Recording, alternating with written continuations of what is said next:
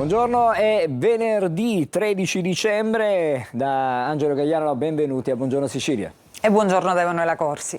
Allora, come sempre, come ogni mattina, cominciamo con i fatti di cronaca, con le notizie. Ripartiamo dalla bimba che è arrivata praticamente dopo essere scampata ad un naufragio al largo di Lampedusa, proprio nell'isola delle Pelagie, e nelle prossime ore, entro comunque la giornata di domani, sarà sentita dalla procuratrice dei minori di Palermo. La bimba si trovava, lo ricordiamo, a bordo di un barcone con altre 44 persone, tutte disperse, e nella giornata di oggi sarà nominato un tutore legale. Sentiamo e vediamo il servizio. La bimba andrà al più presto in una comunità per minori. Approfondiremo per capire se ha ancora i genitori o altri parenti e verificheremo che procedimento attuare. Lo ha spiegato la procuratrice dei minori di Palermo, che nelle prossime ore si recherà ad ascoltare la piccola Yasmin, in merito anche al fatto che, se la bambina dovesse risultare orfana e non fosse possibile un ricongiungimento familiare, si aprirebbe un procedimento di dichiarazione dello stato di adottabilità.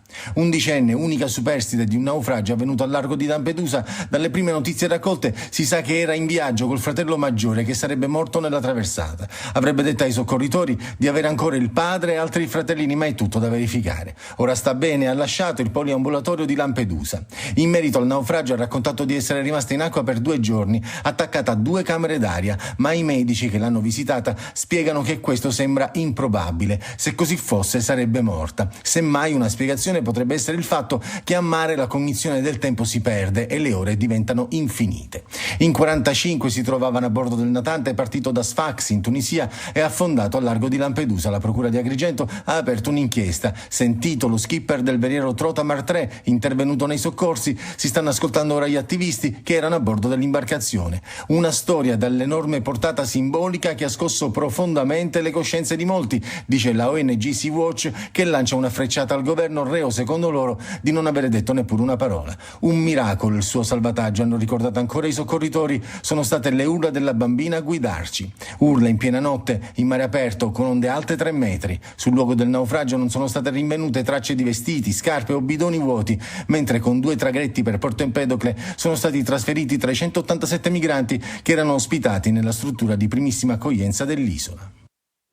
Vado subito da Emanuela Corsi, perché ancora oggi questa notizia continua ad essere tra quelle principali dei quotidiani.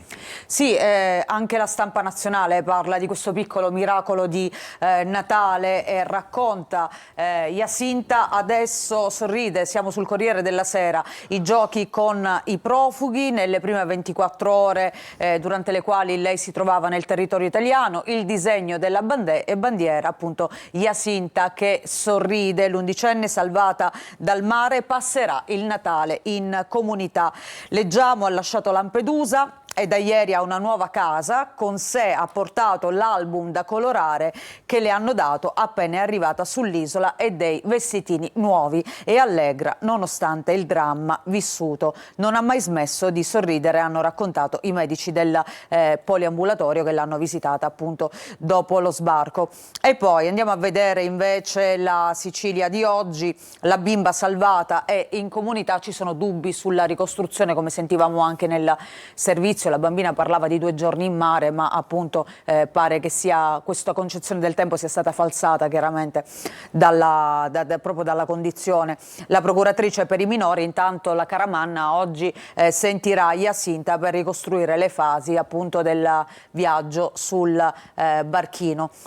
E poi ancora vediamo sulla Gazzetta del Sud, Jacinta sta bene, la ricostruzione però del naufragio appunto non convince, la bambina di 11 anni della Sierra Leone salvata in mare sarebbe l'unica sopravvissuta, ma non c'è traccia delle altre vittime. Oggi sarà ascoltata dalla procuratrice appunto dei minori di Palermo. Bene, grazie Emanuela, fra poco di nuovo da te. Intanto ci sono nuovi sviluppi sull'inchiesta, quella legata all'Università Fantasma. Sono stati sequestrati 3,5 milioni di tasse evase dal professore Messina, patrono proprio dell'Ateneo italo-bosniaco, che non è mai stato riconosciuto tra gli indagati. Anche i suoi 2 figli, e sarebbero centinaia gli studenti che sono stati truffati.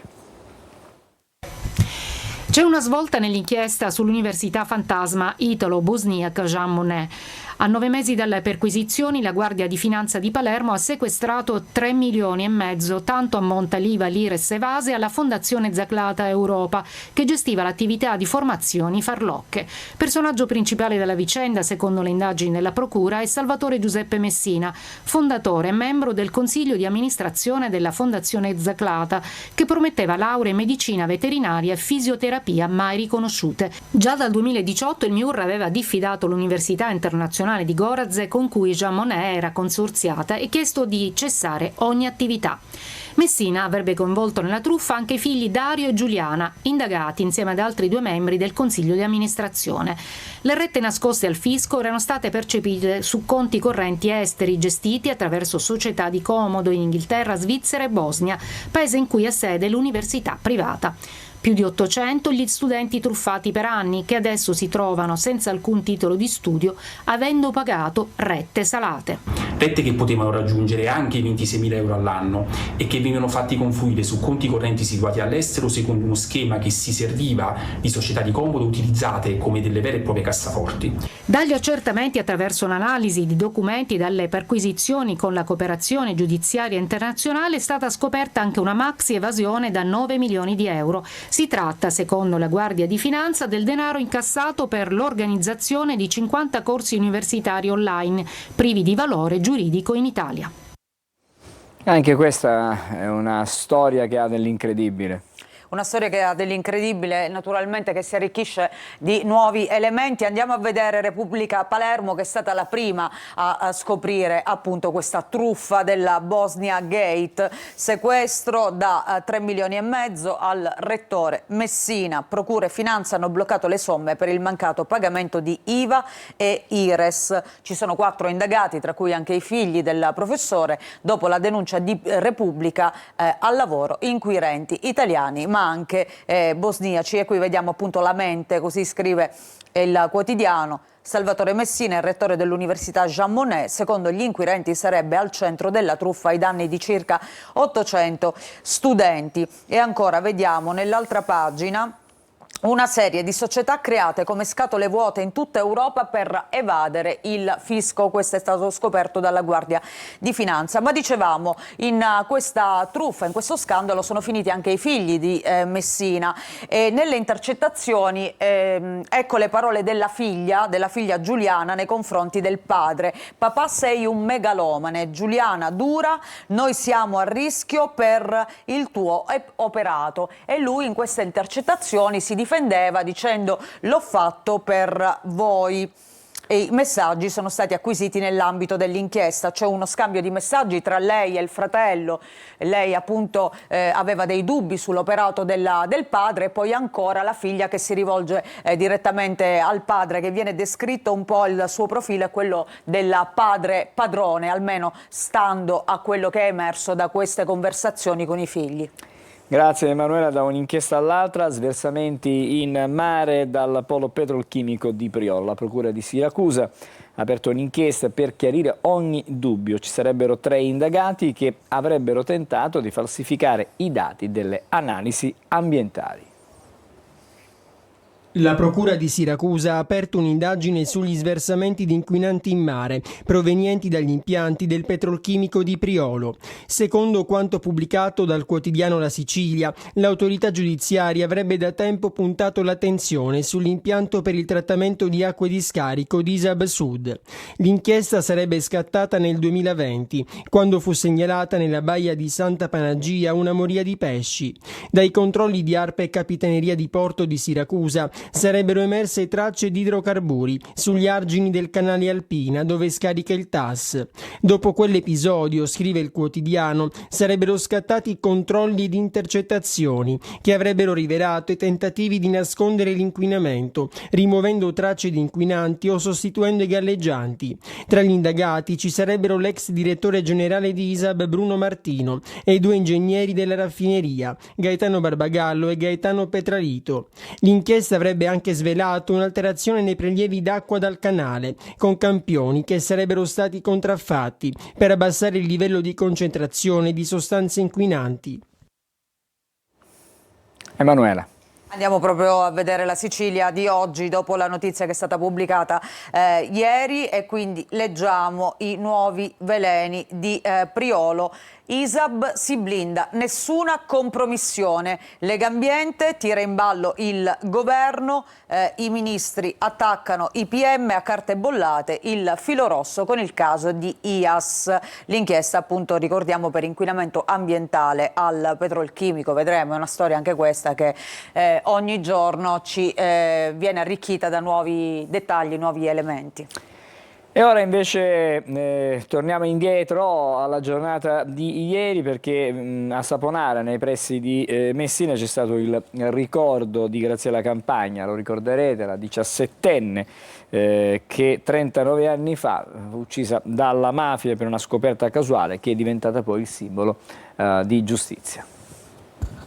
È stato uno degli omicidi che ha scosso più l'opinione pubblica, una storia raccontata anche nella fiction Rai, La vita rubata, 39 anni dopo. Oggi a Saponara il ricordo di quell'omicidio di mafia voluto da Libera per mantenere la memoria di quella ragazzina indelebile nel cuore di tutti. Era il 12 dicembre del 1985 quando Graziella Campagna fu uccisa a soli 17 anni senza alcuna pietà, solo perché testimone sconveniente. 5 colpi di pistola per metterla a tacere, per non farle rivelare quello che aveva scoperto nella lavanderia in cui lavorava, ovvero l'agenda di un certo ingegner Cannata, cioè Gerlando Alberti Junior, nipote latitante del boss Gerlando Alberti. Una scoperta che le sarà fatale. Un incontro al quale questa mattina hanno partecipato Pasquale Campagna, il fratello Don Luigi Ciotti, il prefetto di Messina Cosima Di Stani, che ha sottolineato come l'omicidio di Graziella Campagna colpisce tutti. Anche la famiglia di Graziella Campagna è riuscita a trasformare quel grandissimo dolore, quella impossibilità di poter accettare quella morte, in un impegno civile per testimoniare l'esigenza di continuare a contrastare naturalmente tutte le mafie, a spendersi a favore della legalità. Torniamo di nuovo in studio, adesso andiamo da Emanuela. Vediamo la Gazzetta del Sud che ricorda appunto questo evento di ieri. Graziella vive, così è stato titolato. La memoria di Graziella Campagna, simbolo di giustizia e legalità. A Saponara il ricordo della giovane vittima della mafia, delle complicità e delle omertà. Don Ciotti, una presa di coscienza collettiva può sconfiggere la mafia. Il prefetto di Messina: nessuno mai si rassegni alla disperazione. E poi leggiamo ancora le parole di Don Ciotti. Ricordiamo che questo evento è stato voluto fortemente dalla sua associazione Libera. Sono oltre 20 le vittime di mafia in questo territorio, loro sono morti ma noi dobbiamo essere più vivi. Questo appunto l'appello che è stato lanciato dal fondatore dell'associazione Libera. Andiamo a vedere le prime pagine, Angelo. Allora partiamo da Repubblica. Palermo, appunto l'apertura dedicata all'Ateneo Fantasma, con la truffa da 3,5 milioni, la gestione allegra del rettore, e poi l'accusa della figlia al professore: sei un megalomane, è lui che si giustifica, l'ho fatto per voi. La finanziaria regionale, va in scena la nuova spartizione, i deputati si nascondono. La nuova, leggiamo, spartizione è già stata pianificata, l'ARS ha incardinato in aula la legge di stabilità e c'è tempo fino a domani per presentare gli emendamenti. Confluiranno tutti nel maxi emendamento a cui sta lavorando il presidente dell'ARS Galvagno e che peserà, almeno nelle intenzioni della vigilia, 80 milioni di euro. E poi il caso, gli abusi del prete di Don Rugolo ad Enna.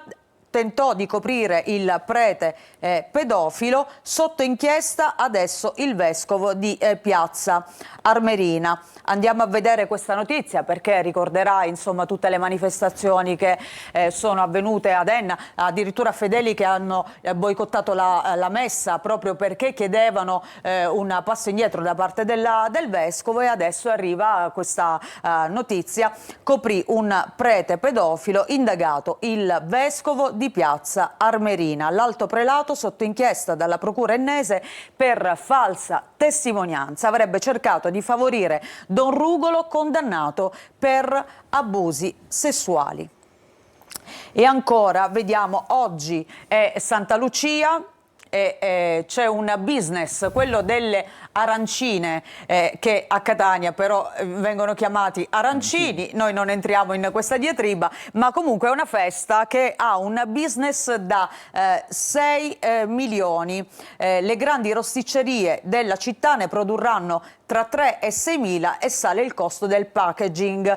Santa Lucia che viene festeggiata tra Palermo e provincia, e poi ricordiamo anche a Siracusa, insomma in tante città siciliane oggi si festeggia, e quindi c'è questo business di uno dei piatti poi simbolo anche della Sicilia, l'arancino o arancina.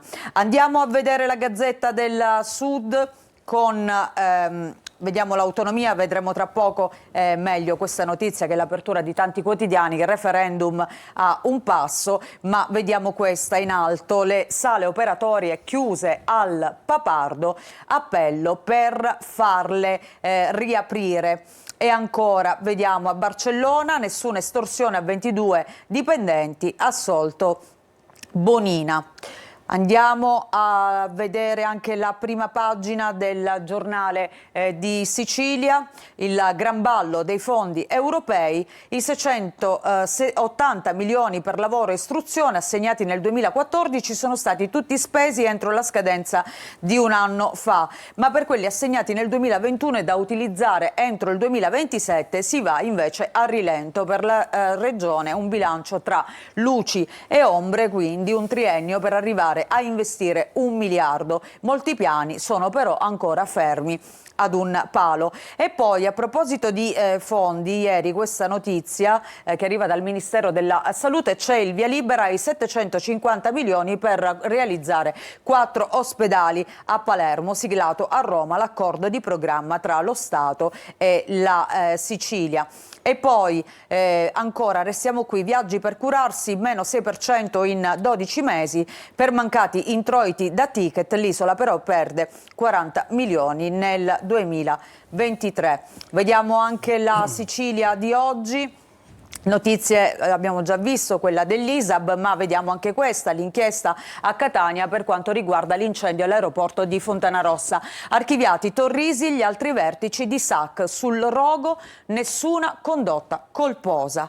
E poi ancora vediamo la scossa del fisco. Questa notizia si riferisce al famoso terremoto di Santa Lucia.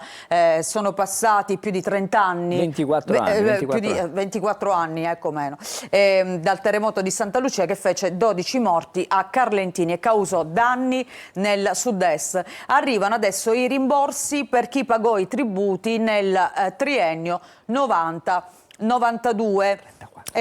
Vediamo se velocemente. Vabbè, intanto vediamo questa notizia in primo piano: quella notte in cui la Sicilia tremò, una luce innaturale, poi il boato. Questo è il ricordo appunto di quella giornata. Nella cittadina siracusana ci furono 12 morti, post sisma modello, nessuna baracca, progetti completati, ma sull'efficienza soltanto silenzi. In realtà sono 34 gli anni che sono passati, per l'appunto la matematica non è certamente... Mi era venuto qualche dubbio, ma... Allora, tu sei qui anche per correggermi, quindi ci sono non so se abbiamo già pronto il collegamento con la Paul Strada questa mattina. Ecco, perfetto, abbiamo il collegamento. Allora, grazie Emanuela, torniamo fra pochissimo da te per completare la rassegna stampa con le notizie che sono chiaramente italiane ma anche del resto del mondo. Paul Strada, come dicevamo, andiamo adesso a Messina, collegamento con il vice sovrintendente Rosaria Maira. Buongiorno, vediamo, ecco, la vedo già collegata. La situazione questa mattina delle viabilità, oggi c'è una giornata un po' uggiosa un po' in tutta l'isola, qual è invece la situazione traffico? Buongiorno a lei dal compartimento Polstrada Sicilia Orientale della sezione di Messina. Oggi fortunatamente non sono state registrate particolari criticità sulle tratte viarie di competenza di questo compartimento, oltre a quelle che oserei ormai definire di default. E infatti permangono sulla tangenziale di Catania code e traffico intenso in direzione Siracusa, così come in direzione sud dallo svincolo di San Gregorio in direzione Catania Centro a causa del traffico di punta. Sulla Catania-Palermo permane la chiusura dello svincolo di Enna in entrata ed uscita in direzione di Palermo, pertanto le uscite consigliate rimangono sempre quelle di Mulinello o di Taino. Sulla Catania-Messina insistono code e traffico intenso nei pressi dello svincolo di Acireale in direzione Catania a causa di cantieri per lavori in corso per riammodernamento del manto autostradale. Sull'autostrada Messina-Palermo rimane chiuso per lavori in corso tra lo svincolo di Patti e Brolo il tratto autostradale che rimarrà chiuso comunque in direzione Messina tra le 22 e le 06.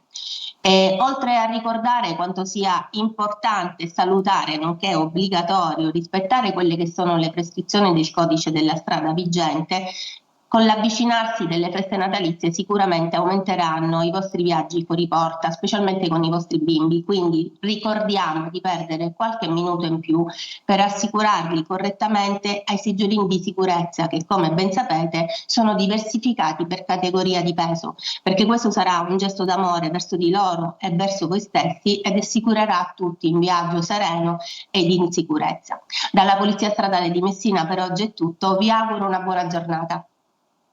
Buongiorno anche a lei. Adesso invece vediamo la situazione del traffico a Catania, Catania città, Catania centro. Cominciamo con le immagini che ci arrivano da via Vincenzo Giuffrida. Come vedete il manto stradale è leggermente bagnato, c'è una leggera pioggia diciamo che la viabilità stamattina propone traffico piuttosto sostenuto sia in entrata che in uscita dalla città. E dalla via Vincenzo Giuffrida andiamo invece in questo momento siamo sul Tondo Gioieni, circonvallazione di Catania. Qui la situazione sembra come tutti i giorni abbastanza fluida e scorrevole, nonostante chiaramente le code. L'orario chiaramente di punta impone gli spostamenti. Ci fermiamo adesso, breve sosta, e poi con Emanuela Corsi andremo a dare invece un approfondimento, andremo a leggere i quotidiani nazionali, come dicevo, con le notizie che arrivano non solo dall'Italia ma anche dal resto del mondo. A fra pochissimo.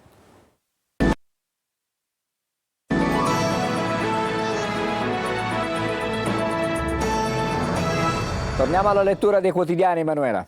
Sì, in primo piano oggi c'è questa notizia, cioè la Cassazione dice sì al referendum per quanto riguarda la riforma dell'autonomia. Il governo dice la legge è viva, il PD invece esulta e dice al governo fermatevi. Siamo sul Corriere della Sera naturalmente, quindi leggiamo via libera della Cassazione al referendum sull'autonomia differenziata. Ora la parola passa alla Corte Costituzionale, l'opposizione esulta e chiede con la Dem Schlein che il governo abroghi il testo strafalcione, ma per Roberto Calderoli, che è appunto il padre di questa riforma, la legge c'è ed è immediatamente applicabile ed è additiva, dice quello che deve esserci per essere applicata. Queste appunto le parole di Calderoli.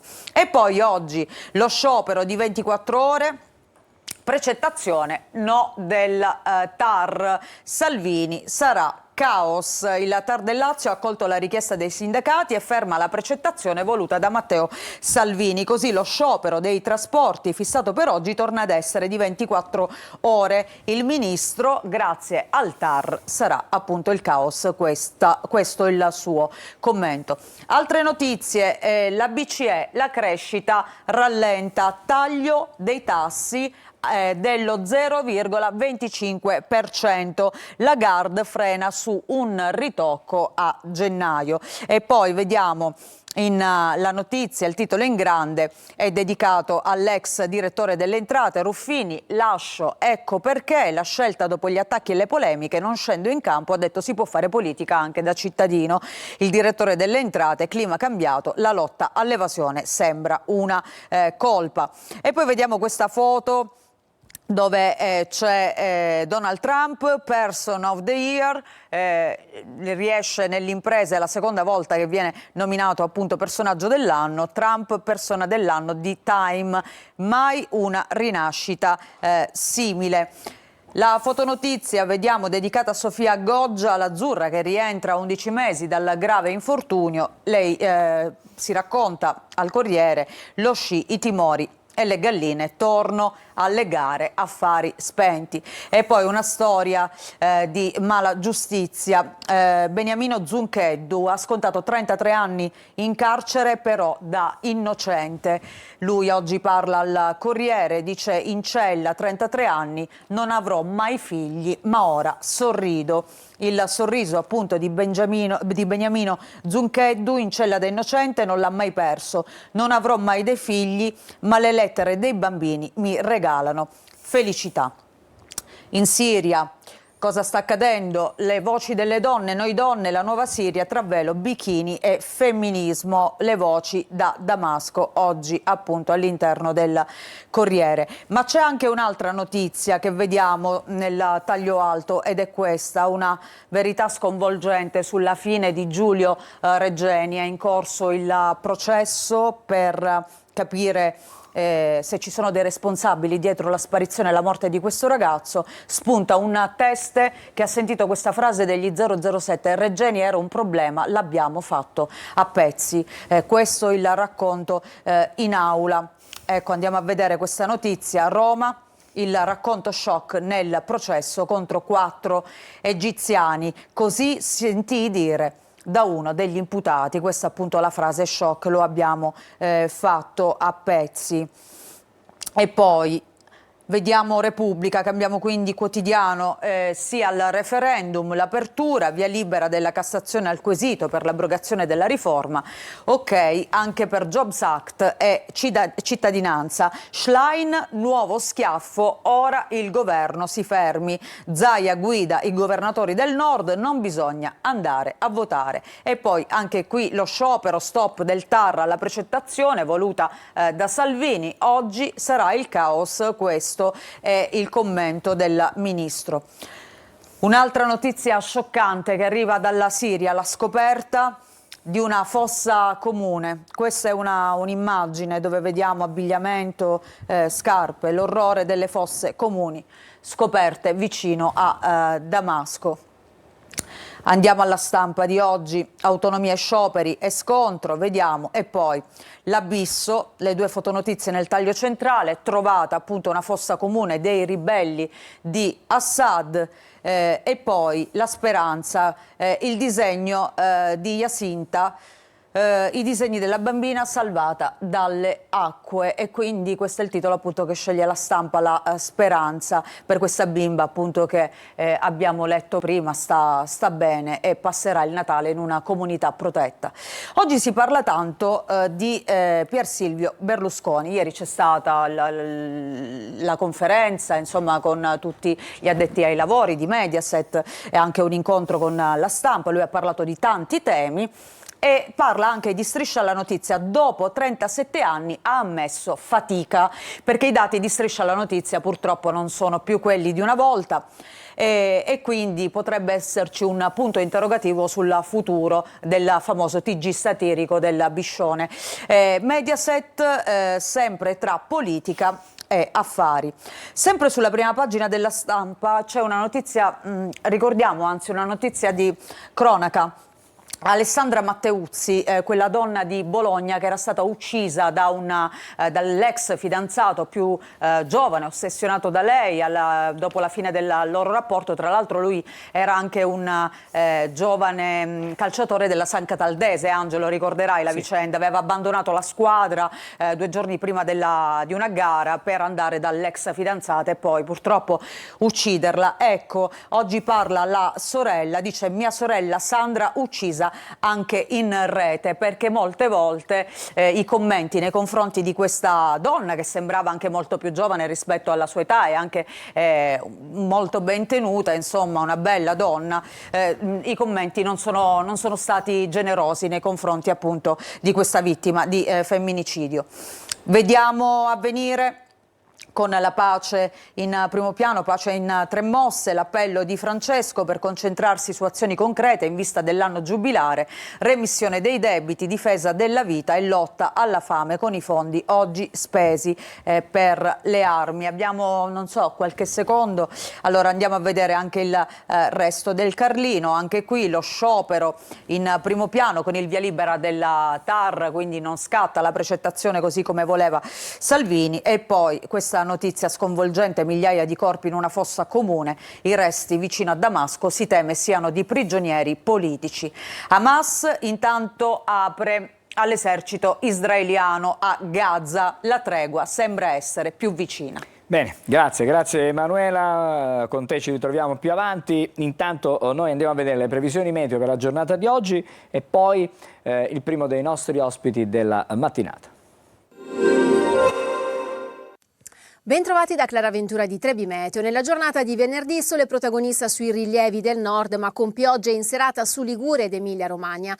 Variabile al centro-sud con fenomeni concentrati sulle regioni centrali ma anche su Molise e Campania. Sulla Sicilia avremo nuvolosità specialmente nelle aree interne, a tratti sul versante ionico e su quello occidentale con locali gocce di pioggia. Sul resto del territorio cielo poco nuvoloso. Attenzione anche ai venti che soffriranno davvero sostenuti e i valori massimi tenderanno localmente a prendere qualche grado. Migliora poi la situazione nella giornata di sabato. Avremo al più qualche locale piovigine, specialmente in mattinata sul versante ionico, ma nel complesso poi il tempo tenderà a stabilizzarsi. I venti soffriranno ancora sostenuti, le temperature massime non subiranno particolari variazioni. Tutti i dettagli in merito sull'app di Trebi Meteo.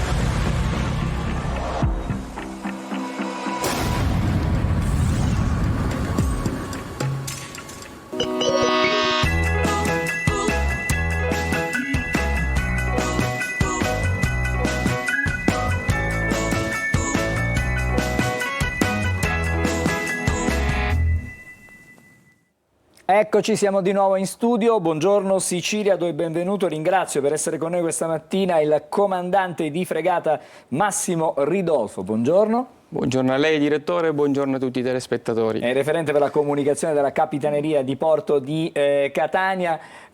L'occasione che ci porta a questo incontro è il nuovo calendario, quello del 2025, il calendario della Guardia Costiera, un calendario celebrativo che in qualche modo evidenzia come siano passati 160 anni dalla fondazione delle Capitanerie di Porto, ma c'è anche innovazione. Allora andiamo con ordine e cerchiamo di raccontare che cosa c'è in questo calendario, che è un calendario artistico anche. Assolutamente sì. Allora il 2025 per il Corpo delle Capitanerie di Porto è un anno molto significativo. Ricorre il 160° anniversario dell'istituzione del Corpo delle Capitanerie di Porto. Il calendario è stato presentato consegnato a livello nazionale il 3 dicembre a Roma dal nostro comandante generale, l'ammiraglio ispettore capo Nicola Carlone, alla presenza del vicepresidente del Consiglio e ministro delle infrastrutture e trasporti, il senatore Matteo Salvini.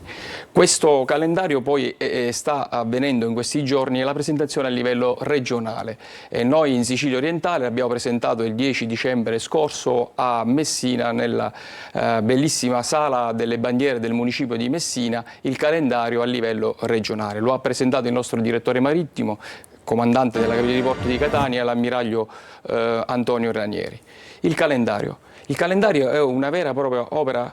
Vediamo anche delle immagini che ci accompagnano. Sì, mentre... è una vera opera artistica realizzata dall'artista Leonardo Petrucci, che ripercorre quelli che sono i valori marittimi della storia del paese, ma non solo, anche del Corpo delle Capitanerie di Porto.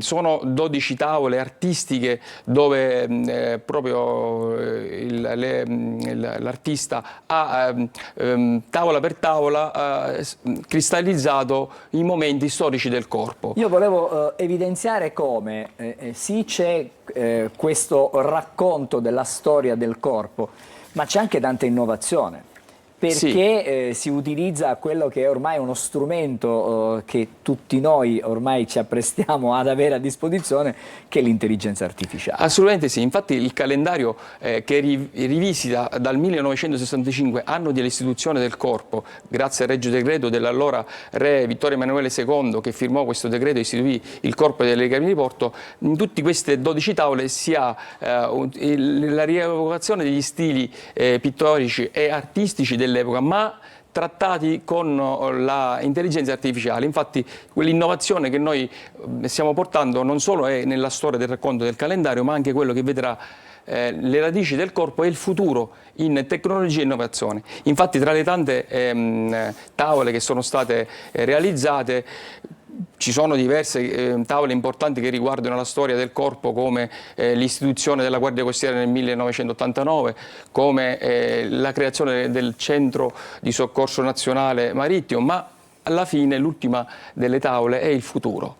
Noi adesso ormai in tutta l'evoluzione abbiamo l'intelligenza artificiale, avremo in futuro anche le navi a guida autonoma, quindi noi del Corpo delle Capitanerie di Porto seguiamo, come abbiamo seguito in tutti questi 160 anni di storia del corpo, l'evoluzione che la tecnologia porta avanti e in ultimo, come abbiamo detto, l'ultima tavola proprio è la sfida al futuro. Comandante, diciamo che c'è una collaborazione anche con l'Istituto Poligrafico Zecca dello Stato, con l'UNICEF, anche perché c'è un fine benefico. Assolutamente sì, il calendario ormai da tradizione... Lo possiamo anche vedere, chiedo alla regia se ci può favorire con una delle telecamere. Ecco, questa è una, diciamo, la copertina del calendario, poi all'interno ci sono anche delle immagini meravigliose, ci sono delle didascalie, è davvero un'opera d'arte, una vera opera d'arte. Quasi un libro, direi. Assolutamente sì, racconta, come le dicevo, tavola per tavola la storia del corpo, ma quello che lei mi ha chiesto è importante perché noi da anni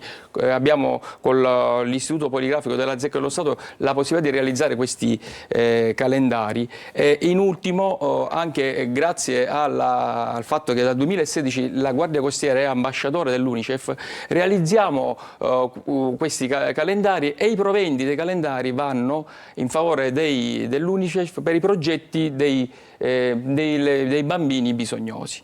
Questa è una delle cose che noi realizziamo. È un progetto importante e fra le altre cose quest'anno è stata anche, c'è una roadmap per il 2025 che prevede tanti appuntamenti. Tra questi appuntamenti ce ne sono alcuni che ci proiettano già diciamo oltre la metà dell'anno, quasi siamo in estate, c'è il Taormina Film Fest e anche in quella circostanza, anche in quel contesto sarete presenti. Assolutamente sì, in ambito nazionale ci sono varie tappe per tutte quelle che sono le nostre attività istituzionali del Corpo da Palermo, Cagliari, con dei meeting internazionali sulla pesca e sulla ricerca e soccorso, ma a quello che ci riguarda noi una tappa importante, come diceva lei, è Taormina, dove noi presenzieremo a un evento al Festival del Cinema che si terrà a giugno. Noi il 15 giugno saremo al Teatro Greco di Taormina a presentare l'evento e in quell'occasione E come in precedente lanceremo dei cortometraggi che abbiamo realizzato a Cortina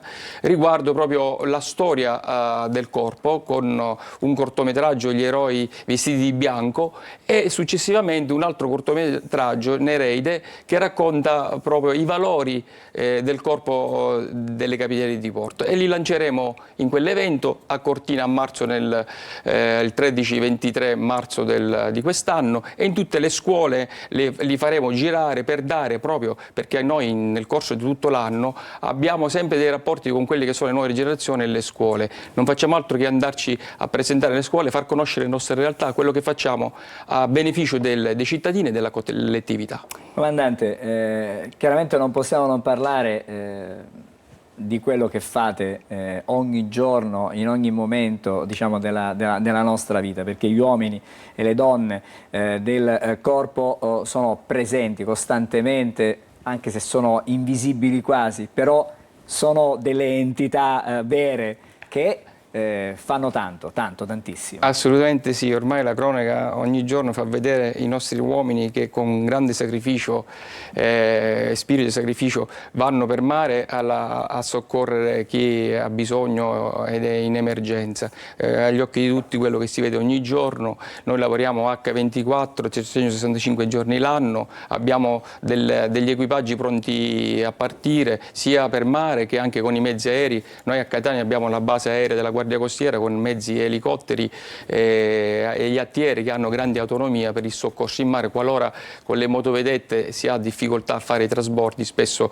gli elicotteri sono la salvezza per queste persone che possono prontamente essere portati nei centri sanitari e negli ospedali.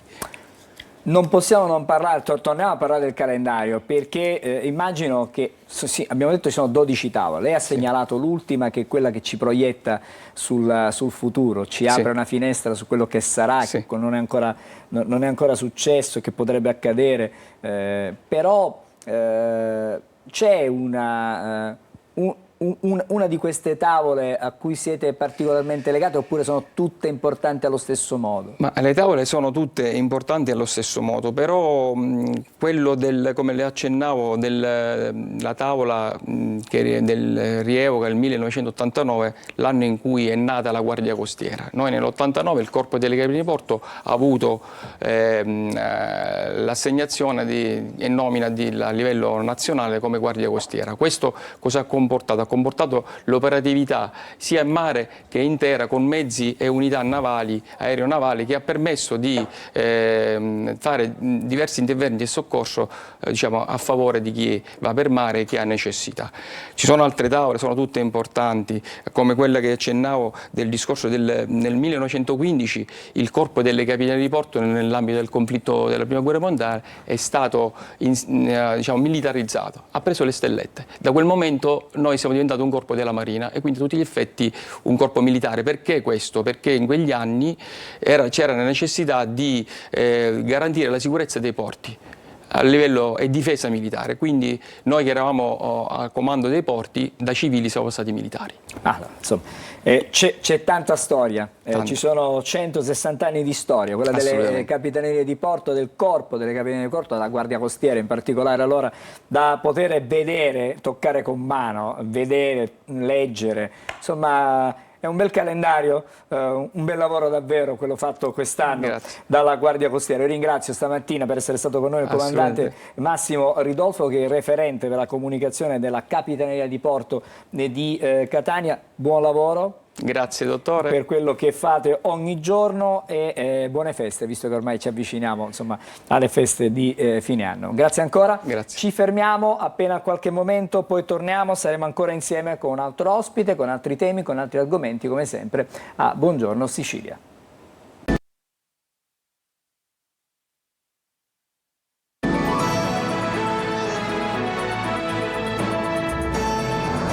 Eccoci, siamo di nuovo insieme, Buongiorno Sicilia, e do il buongiorno a Salvo Politino, buongiorno. Buongiorno a voi. Presidente di Asso Esercenti di Catania. Ormai siamo vicini alle feste, siamo a pochi giorni dal Natale e come sempre in questo periodo le città diventano più caotiche, il traffico diventa infernale, perché c'è questa corsa, diciamo così, al regalo. E quello che stamattina cercheremo di capire effettivamente se è vero che c'è questa corsa intanto, ma soprattutto con l'arrivo delle tredicesime cosa si potrà utilizzare, cosa potremmo utilizzare per, diciamo, i regali. Allora. Vabbè, diciamo che secondo le previsioni che abbiamo fatto noi come Assoesercenti ci sono molte aspettative, ma c'è anche una positività. Naturalmente quando parliamo di previsione poi i dati vanno, come dire, visti sul campo per quello che succede. Intanto il Natale 2024 rappresenta per i piccoli esercizi di vicinato una sfida, e devo dire proprio perché gli stessi esercizi sono stati messi alla prova, come dire, da un contesto economico che è stato caratterizzato dalla diminuzione del potere d'acquisto dei salari e dall'aumento del costo della vita. Quindi partiamo da questo dato. Secondo i dati che abbiamo sviluppato come Assoesercenti, sicuramente sono dei dati su cui ho preso appunto, noi la spesa media delle famiglie dovrebbe passare a dicembre da circa 1.800 euro a 1.906, quindi la crescita c'è. Quindi c'è una crescita nel potere di acquisto? Sì, qualcosina c'è, chiaramente il Black Friday fa da traino, perché noi sappiamo perfettamente che questo nuovo modo di fare acquisti sicuramente incentiva e porta le famiglie a spendere, e questo traino dettato appunto dal Black Friday si dovrebbe poi ripercuotere positivamente su quelli che sono gli acquisti natalizi. Quando parliamo di tredicesima, come dicevate voi prima, lei mi diceva la tredicesima si spenderà. Beh, diciamo che i provvedimenti del governo sono importanti, perché abbassare il cuneo fiscale significa incentivare gli acquisti, portare le famiglie a spendere, e questo ci potrebbe aiutare notevolmente. Non dimentichiamoci che abbiamo anche il bonus Natale, che è stato previsto. Sono tutte quelle cose che dovrebbero portare poi, insomma, i consumatori a fare acquisti. Allora, diciamo che arriva la tredicesima, solo una quota di questa tredicesima può essere spesa, diciamo, per quelle che sono le esigenze personali, per il cenone, per i regalini da fare. Il resto poi va impiegato in tasse, spese fisse, pagamenti vari. Beh, diciamo che insomma, quando io prima parlavo della riduzione del potere d'acquisto e l'aumento del costo della vita, inevitabilmente abbiamo alcuni dati. Oggi basti pensare che per una casa piena di calore si spendono in media 1.190 euro. E quindi sono risorse che vengono comunque sottratte ai salari, insomma, no? Alla tredicesima. Aggiungiamo che c'è stato un aumento del costo delle materie prime e quindi sono aumentati soprattutto i beni di prima necessità, pane, pasta, tutte queste cose, tant'è che prevediamo che per le spese di Natale, soprattutto per il cenone, ci sarà qualcosa come circa 83 euro, mentre si prevedono 276 euro per quanto riguarda gli addobbi natalizi. E invece sulla tavola cosa c'è destinato per la tavola? Sulla tavola 83 euro, 83 euro, sì, ma è chiaro che questo è dettato, ripeto, quindi diciamo dall'aumento... si stringe sulla tavola? Si stringe sulla tavola, si cerca di aumentare un po' più sugli addobbi natalizi, però attenzione quando parliamo di dati, perché io vorrei fare una considerazione importante. Molte volte quando si parla di spesa media delle famiglie si pensa che la spesa, all'aumentare la spesa aumentano gli acquisti. Non è così, perché l'aumento della spesa può essere anche dettato dall'aumento del tasso di inflazione, ma possono paradossalmente poi diminuire gli acquisti. Quindi ripeto, quando diamo numeri, quando diamo, come dire, facciamo analisi e diamo proiezioni, bisogna poi prestare molta attenzione per vedere poi in realtà nel periodo vero quello che succederà. Quindi allora, le proiezioni sono positive. Bisognerà vedere che cosa succederà Molta dopo. cautela, vedremo dopo Natale quello che succederà, se a fronte di un aumento di spese c'è un aumento degli acquisti. Allora, volevo capire anche, questi acquisti, abbiamo detto che alla tavola vanno 83 euro, agli addobbi ne vanno 200 e qualcosa, ma ci pensiamo a noi, cioè all'abbigliamento, agli accessori? Tra i vari settori abbiamo l'abbigliamento, poi abbiamo la profumeria, la tecnologia, l'elettronica. Quanto incide l'elettronica? Penso è circa oltre il 40%. È una fetta importante. È una fetta importante, incide oltre il 40%, però ripeto, sottolineiamo una cosa, non è che sia nell'abbigliamento che nell'elettronica si aspetta il Natale. Il Black Friday ha già fatto buona parte. naturalmente i regali natalizi sono più mirati al periodo e quindi potrebbero in qualche modo fare crescere la spesa. Allora, secondo alcuni dati, l'80% circa dei consumatori spenderà fino a 300 euro per i regali. Diciamo che nella spesa complessiva nostra abbiamo 10 miliardi, quindi si passa da 8,1 miliardi del 2023, c'è un incremento. Per quanto riguarda la spesa pro capite, per i regali di Natale noi dovremmo passare dalle 186 euro del 2023 alle 207 euro del 2024. Quindi in questo dato è un po' sovrastimato, diciamo quello ma credo che sia un po' eccessivo. Poi dico, la nostra è una media, ci può stare, ma credo che sia un po' eccessivo come dato. Allora ognuno fa i conti con le proprie tasche, no? Beh, devo dire che poi ci sono diverse proiezioni che sono state fatte, analisi. Chiaramente se guardiamo al mondo dei consumatori è una cosa, se guardiamo al mondo delle imprese è un'altra, anche perché l'imprenditore è anche consumatore prima che essere, quindi spenderà pure. Dipende, il settore che si va ad analizzare e come viene analizzato. Adesso facendo un'analisi che riguarda, diciamo, all'inizio abbiamo parlato dei negozi di vicinato, no? Sì. Che sono quelli che forse sono più in sofferenza, che sono stati più in sofferenza. Allora, c'è un dato importante su cui dovremmo avviare una riflessione. Circa il 65% della spesa che viene fatta a Natale arriva dall'e-commerce. Quindi una fetta molto ridotta, a questo punto immagino, per il negozio, diciamo, sotto casa. Allora, il problema è, molti dicono, ma l'e-commerce è un pericolo laddove non lo si riesce ad affrontare. Se l'esercizio di vicinato riesce a ricollocarsi, a riposizionarsi e a sfruttare, oltre alla presenza fisica dell'esercizio, anche la vendita online, credo che possa avere un valore aggiunto. Questo che cosa presuppone? Il tema della digitalizzazione. Allora, io credo che oggi chi fa impresa, soprattutto l'esercizio di vicinato, deve comprendere un aspetto importante. L'esercizio di vicinato ha una sua valenza storica, di controllo del territorio, di storicità, di valore, ma deve anche presupporre una crescita culturale. Il tema della digitalizzazione, quindi l'e-commerce, può servire a riposizionarsi, ma soprattutto a fidelizzare la clientela e a trovare anche nuovi mercati.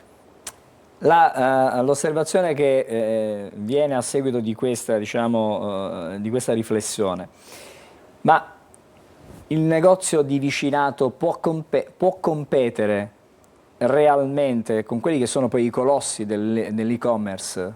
Beh, diciamo che i colossi dell'e-commerce, lì entriamo in altre tematiche, dovremmo poi comprendere il regime fiscale, dove hanno le sedi, come vendono in Italia, i contratti di lavoro che applicano, sono tutte tematiche oggetto di confronto che dovrebbero anche essere approfondite.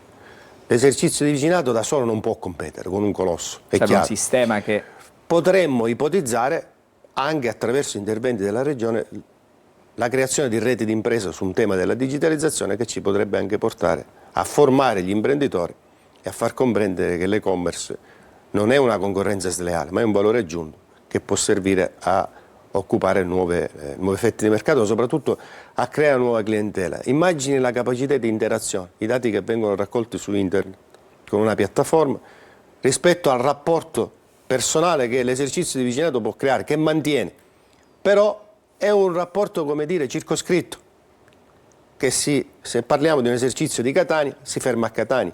Io credo che con un e-commerce si può andare fuori, fatto bene, ma ripeto, servono anche delle condizioni. Sa qual è la figura oggi più ricercata e più pagata in Italia? Un direttore marketing e comunicazione. E quindi, insomma, quello è il futuro, esatto. A questo dobbiamo guardare, devono guardare chiaramente i commercianti che devono ammodernare assolutamente il negozietto, se un negozietto è il negozio grande deve essere sempre al passo con i tempi. Allora, ci salutiamo con una considerazione. La considerazione è che probabilmente in questo Natale ci saranno più consumi e la direzione di questi consumi ovviamente la scopriremo soltanto se saranno solo consumi o saranno legate a una maggiore spesa perché sono aumentate, diciamo, è aumentato il costo della vita. Ha detto lei benissimo, ci sarà una maggiore spesa, sicuramente ci sarà. Dobbiamo capire se a fronte di una maggiore spesa dettata dall'aumento del costo della vita aumenteranno anche gli acquisti.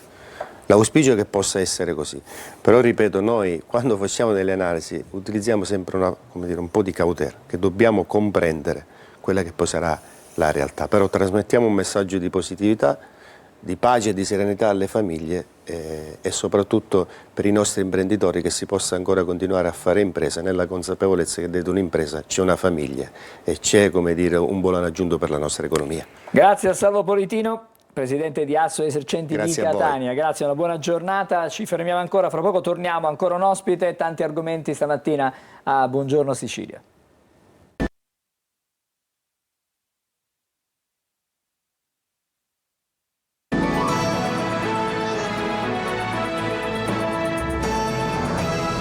Allora, eccoci qui di nuovo a Buongiorno Sicilia, con noi c'è la professoressa Deborah De Felice, buongiorno. Buongiorno a lei. Docente di Sociologia del diritto e della devianza.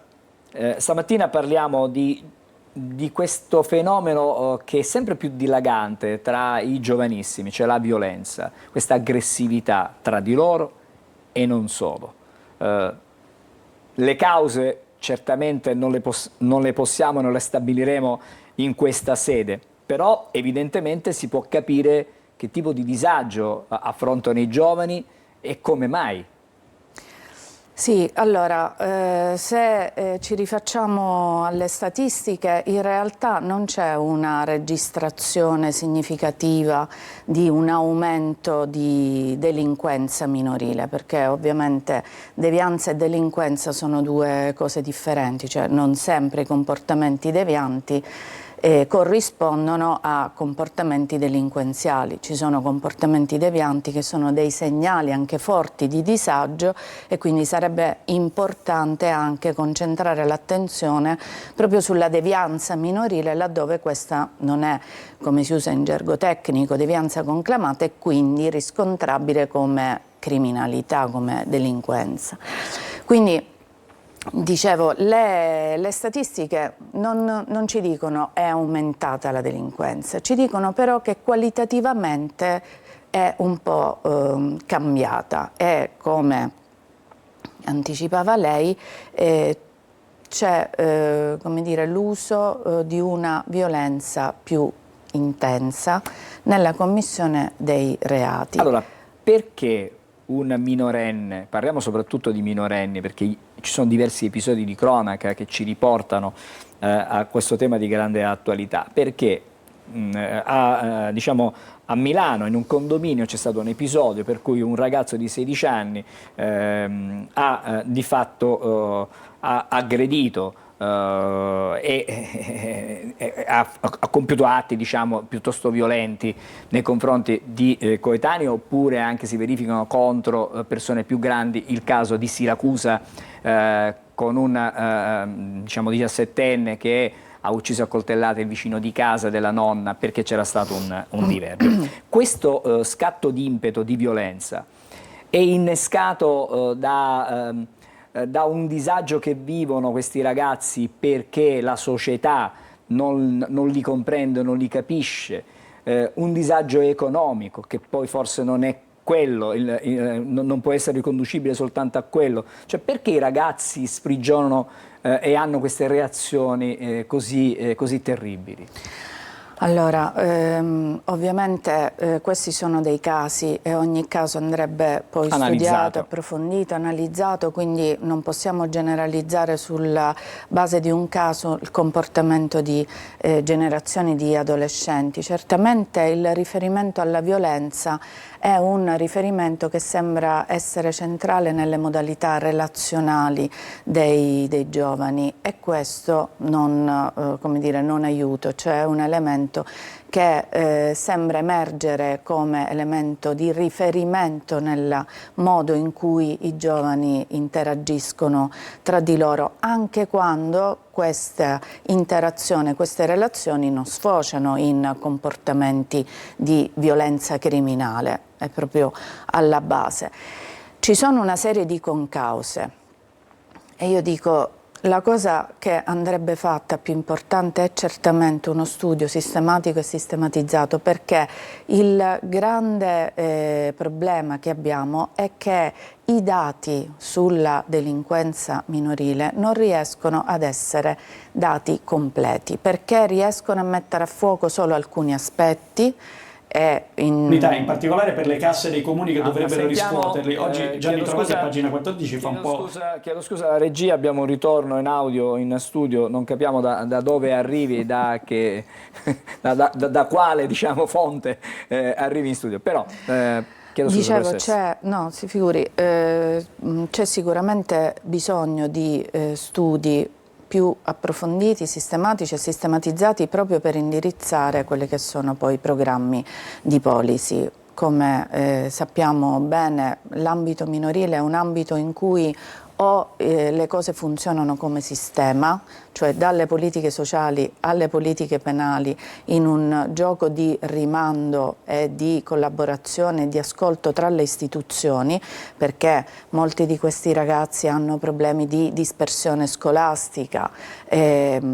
Come giustamente diceva lei prima, si rileva un uso della violenza e di reati in contesti in cui non ci sono forme diciamo di difficoltà economiche. Sì, di disagio economico, sicuramente di povertà educativa e di povertà culturale, ma e neanche in questi casi, cioè c'è un uso della violenza anche trasversale a diverse fasce sociali. Guardi, in questo momento vedo, magari la regia ci favorisce, un altro caso a Caserta, un quindicenne è stato accoltellato per una sigaretta. Molto spesso a scatenare queste reazioni violente anche sono dei futilissimi motivi, cioè per una sigaretta, per uno sguardo, molto spesso ma neanche per una parola, non si riesce neanche a dire una parola, e l'aggregazione di questi giovanissimi in baby gang può stimolare, può diciamo provocare questa, come dire, questa forma di reazione? Allora, cioè il branco in qualche modo, oppure l'utilizzo dei social eccessivo o videogiochi particolari può innescare questi meccanismi? Allora, certamente si tratta di una serie di concause.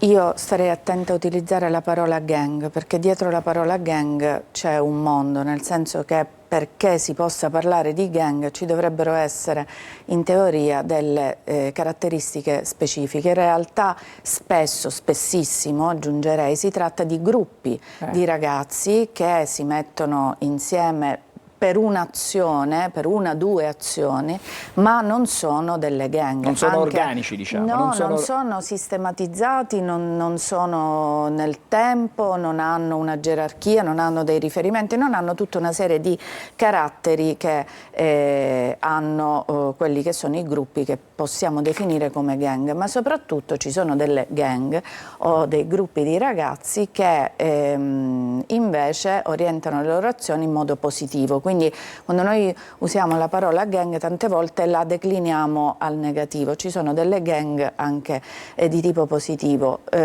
Sì, il gruppo sicuramente enfatizza alcuni comportamenti o li rende possibili in qualche modo, perché si crea come un gioco di aspettative all'interno del gruppo in cui iniziano come dire, a prevalere le aspettative verso il gruppo rispetto a quelle che sono le aspettative verso l'esterno, e quindi anche ragazzi che, come dicevamo prima, non vengono da contesti disagiati o contesti emarginati, quindi non hanno come dire, un desiderio di rivalsa di altro genere, rientrano o entrano in una logica in cui devono rispondere invece al gruppo. Questi purtroppo sono meccanismi che si possono attivare, non è detto che si attivino, e anche là sarebbe bene parlare con cognizione di causa nei vari contesti. Quindi dietro quello che faceva leggere lei prima, che sembra, e lo è sicuramente, un motivo futile, potrebbe esserci molto altro. Sono cresciuti i casi di disagio psichico nei giovani e nei giovanissimi. Allora, ci auguriamo di poter avere magari studi più approfonditi e magari più dettagliati, come diceva lei, magari sistemici, in modo tale da poter risalire, non dico con la certezza, quali sono le cause scatenanti di questi fenomeni. Ringrazio la professoressa Deborah De Felice, che è stata stamattina con noi, docente di sociologia del diritto e anche della devianza. Noi ci dobbiamo fermare.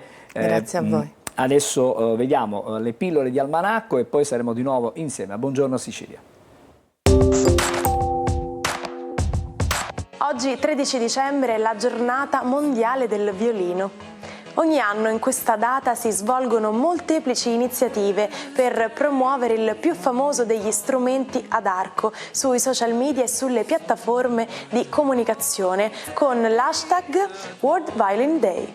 Questa ricorrenza viene celebrata nei diversi continenti, ma è particolarmente sentita a Cremona, che vanta di essere la capitale mondiale della liuteria, con oltre 150 botteghe, e viene da qui anche un tesoro della storia misteriosa, il cannone di Niccolò Paganini, un violino che si stima avere un valore economico di circa 80 milioni di euro e viene custodito a Genova, a Palazzo Tursi, in una teca blindata che lo mantiene a temperatura costante per preservare l'elasticità del legno. Ma è possibile fare sport sulla Luna? Era il 1971 quando vennero disputate le prime Olimpiadi lunari.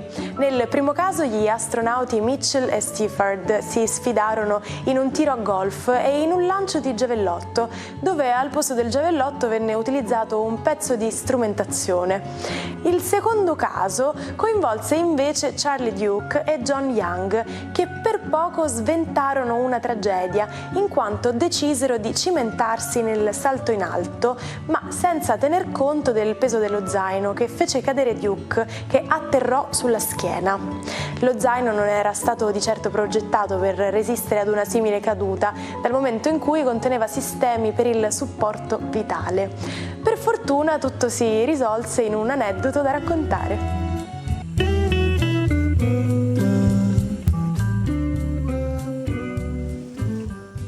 Siamo a venerdì, comincia il fine settimana, allora per sapere cosa le stelle ci riservano per il weekend vado da Marco Amato. Buongiorno, tazzina Buongiorno rossa. Angelo. Tazzina rossa stamattina, vedo? Sì, tazzina rossa. Sì. Con un animaletto che non riesco a distinguere.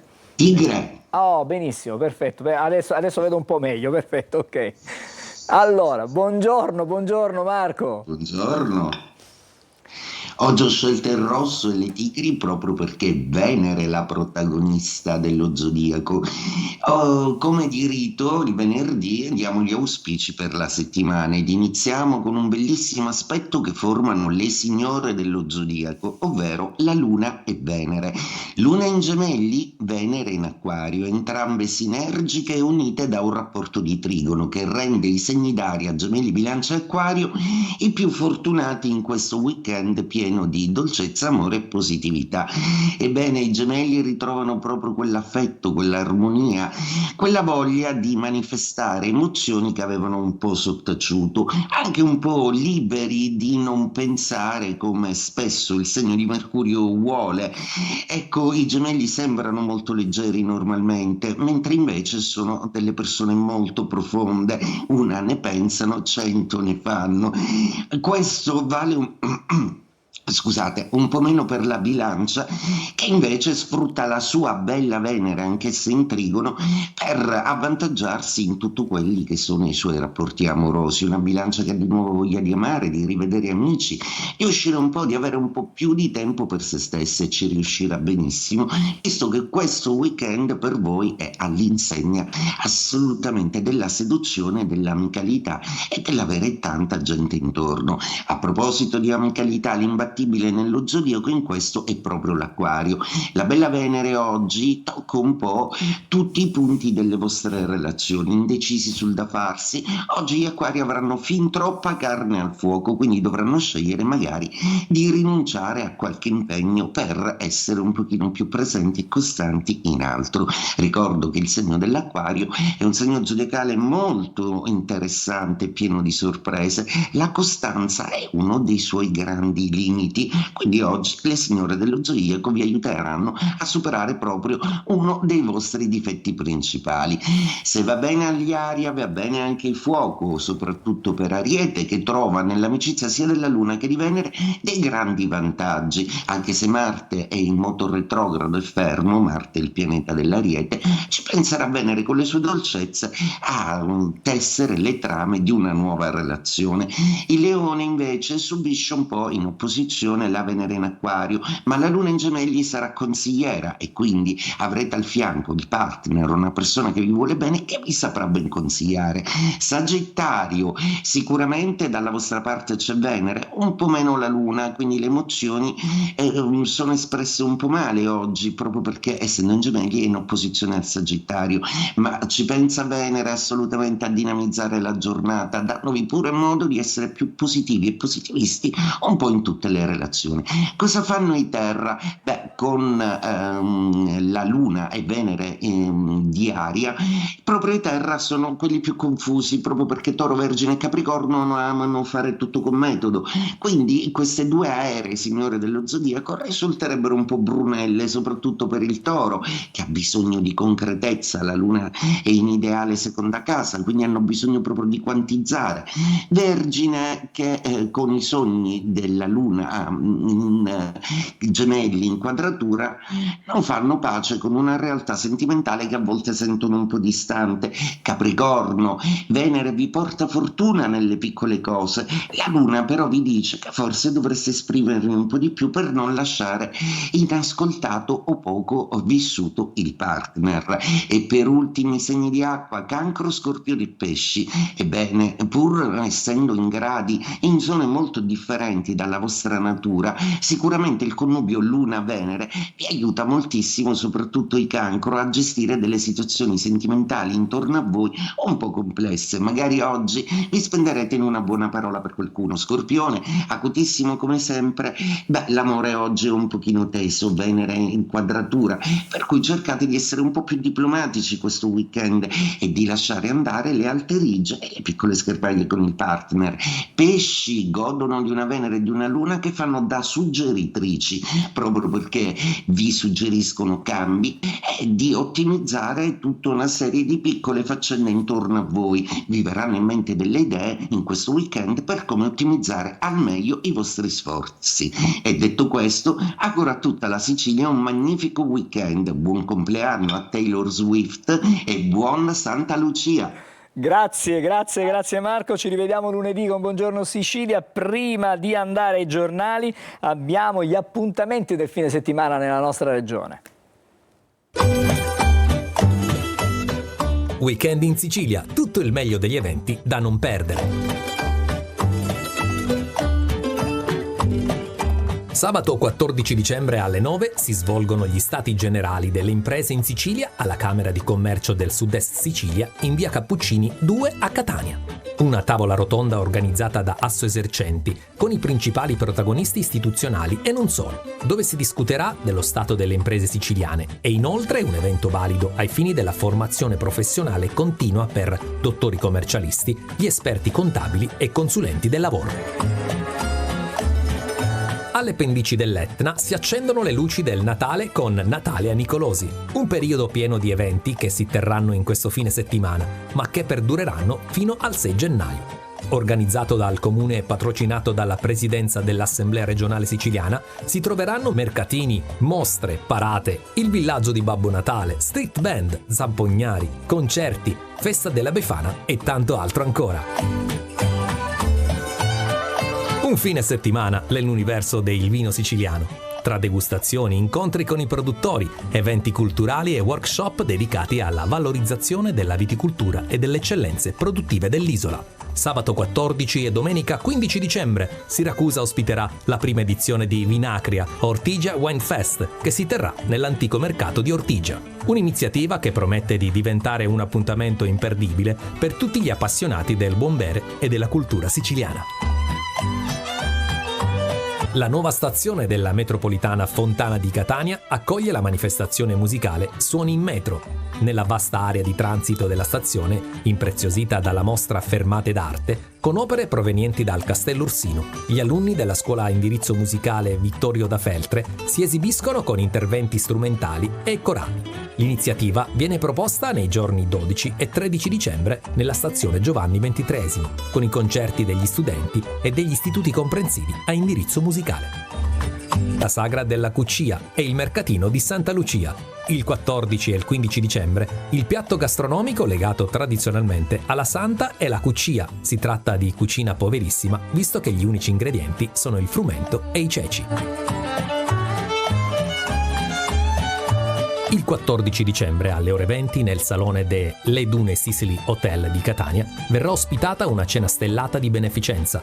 Parte del ricavato andrà a sostenere un progetto di ampliamento della locanda del Samaritano, una realtà impegnata nell'accoglienza di persone in difficoltà economiche con l'obiettivo di offrire loro un ambiente dignitoso e sicuro dove ricostruire il proprio futuro.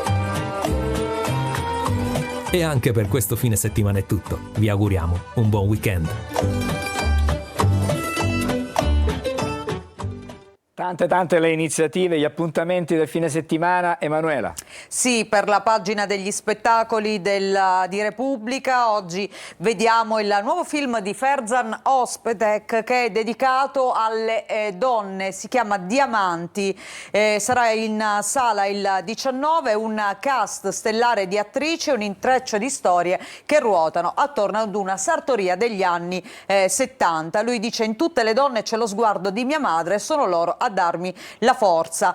Dicevamo tante attrici, per esempio Luisa Ranieri, che mi ha detto, riferendosi al regista, che stava per fare un film al femminile. Gli ho risposto: stavolta dammi un ruolo importante. Poi c'è Jasmine Trinca che racconta: la mia Gabriella è presente e assente, una di quelle persone che non hanno la forza di tirare fuori il dolore. E c'è anche Mara Venier nel cast, che ha raccontato: da 30 anni non facevo l'attrice, ero spaventata, poi Ferzan mi ha detto: guarda che ho paura, anche io. Quindi tante donne, qui le vediamo anche in questa foto, un film dedicato proprio a loro dal regista. E allora chiudiamo con un'altra donna, Emanuela. Sì. Buon compleanno, l'ha prima accennato il nostro Marco Amato, a Taylor Swift, che è la cantante, diciamo, più amata, più apprezzata, più sentita, più ascoltata. E più ricca anche. È più ricca, certamente.